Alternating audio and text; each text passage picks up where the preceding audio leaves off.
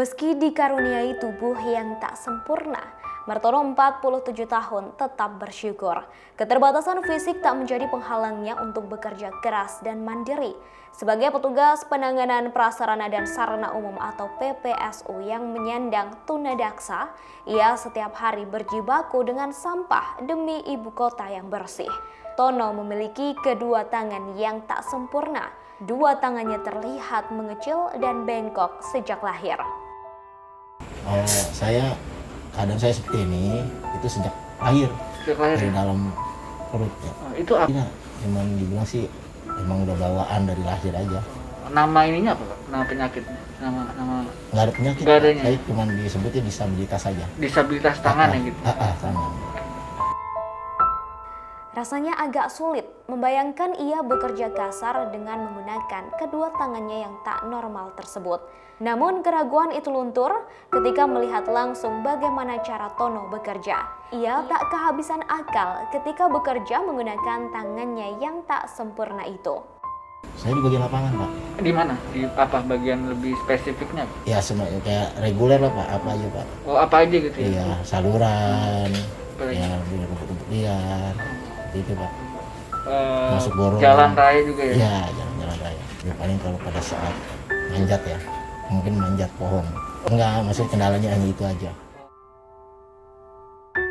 Saat pertama kali melamar di kantor Lurah Pondok Pinang sebagai PPSU pada tahun 2015, ia sempat diragukan oleh sejumlah orang. Apakah Tono mampu bekerja di lapangan dengan keterbatasan fisik seperti itu? Namun Tono mampu membuktikan dengan kekurangannya, ia mampu menyelesaikan tugas layaknya rekan-rekan PPSU yang lainnya. Saya dulu sebelum jadi PPSU itu hanya serabutan. Jadi semacam kayak jasa lah. Apa jasa? Orang nyuruh apa aja kita jalan lah. Yang penting kita punya semangat aja. Kerja serabutan gitu ya? Iya, serabutan. Jadi awalnya saya waktu itu sempat jadi mitra BPS ya. Pada saat itu sensus. Oh, DPS ya? Sensus ya? Badan Statistik itu. Oke. Statistik. Akhirnya saya bertanya. Waktu itu Pak Lurah, yang waktu itu yang masih menjabat, Pak Iwan, itu di saung belakang. Saya bertanya lah, Pak, dengar-dengar ada lowongan pekerjaan buat orang seperti saya, itu bisa tidak? Nah, dia bicara, oh gini, dia berdiri dulu kan, bisa macul atau tidak? Oh, bisa macul. Oh, bisa Pak, siapa?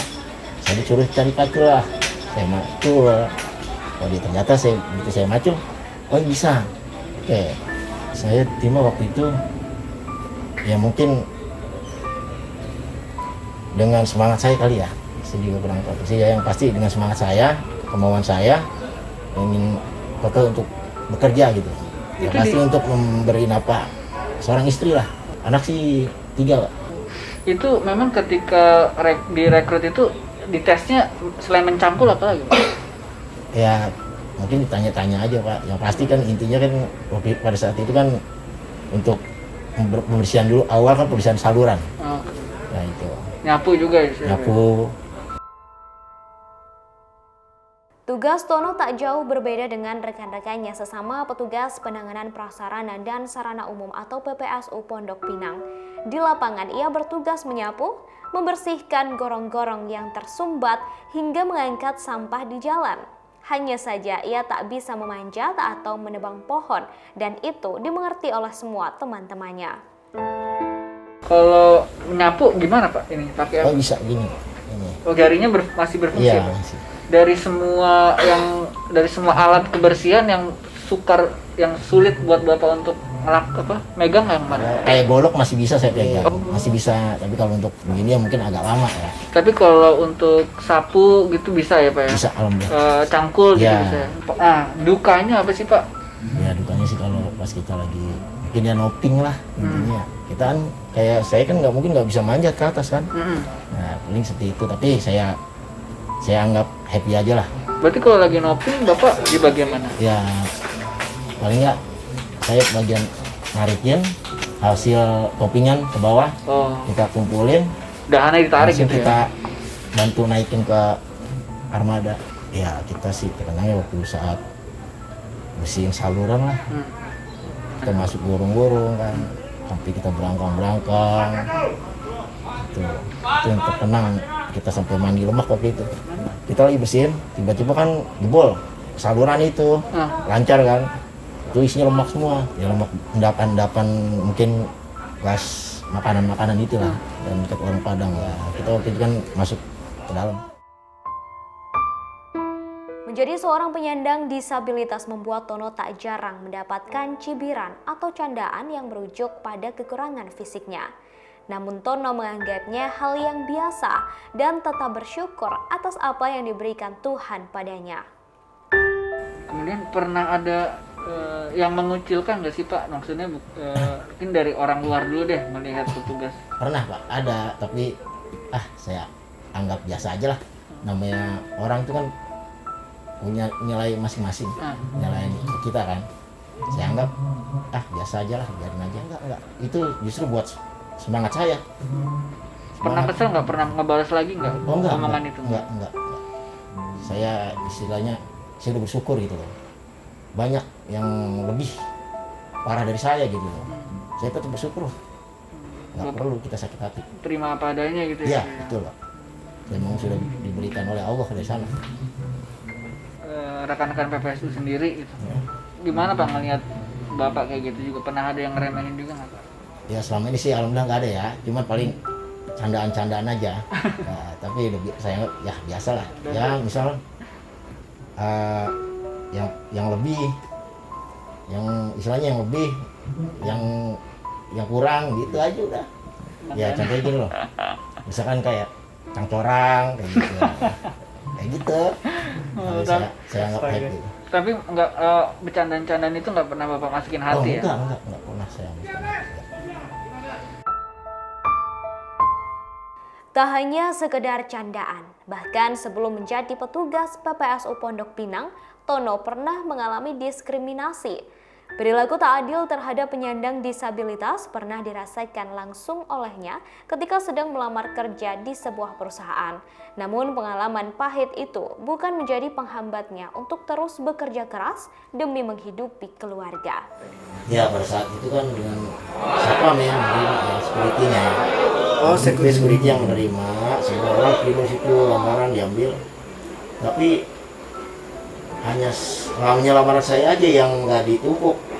Begitu saya keluar, tiba-tiba lamaran saya itu dia lipat dimasukin ke bak sampah. Saya bertanya, Pak, kenapa lamaran saya dimasukkan ke dalam bak sampah? Kan saya ini menggunakan uang, sedangkan saya kan belum bekerja Pak. Uang ini aja di hasil saya disuruh orang lah pada saat itu. Yang tadi bilang kopi lah apa gitu. Nggak, dia diem aja, makan masih salah.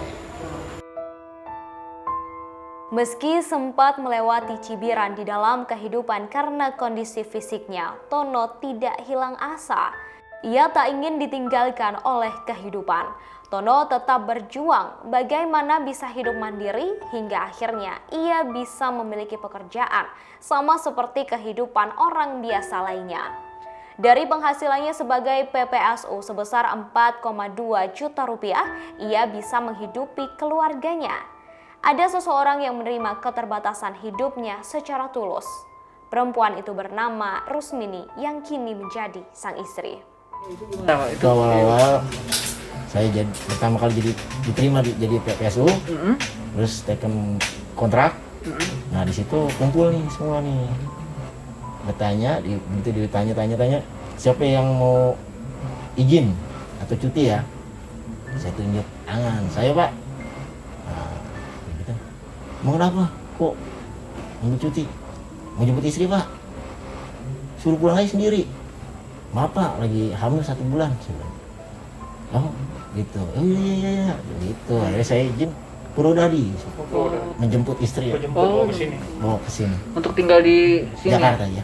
Kalau saya sini. Oh, istrinya di kampung. Istrinya orang Purwodadi. Oh, itu gimana tanggapan istri Bapak? Ya senang dengan ya senang tapi terharu juga lah.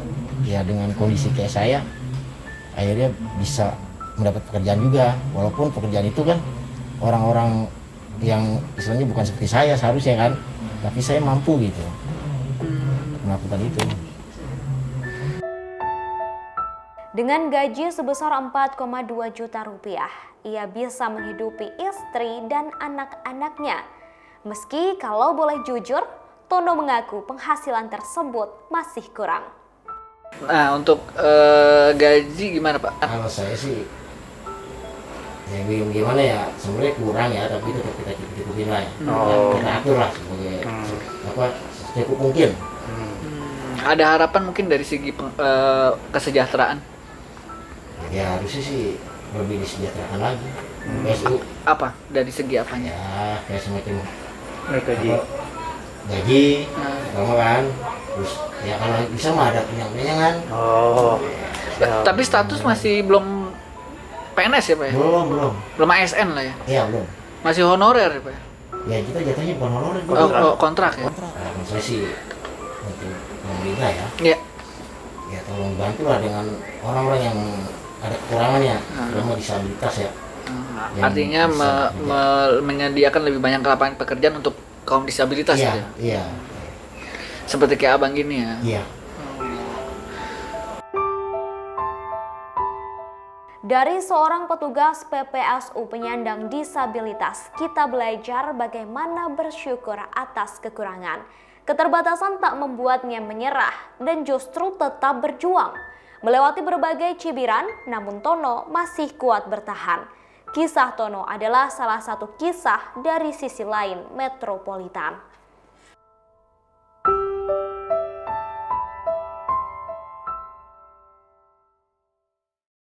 Terima kasih sudah nonton. Jangan lupa like, subscribe, dan share ya.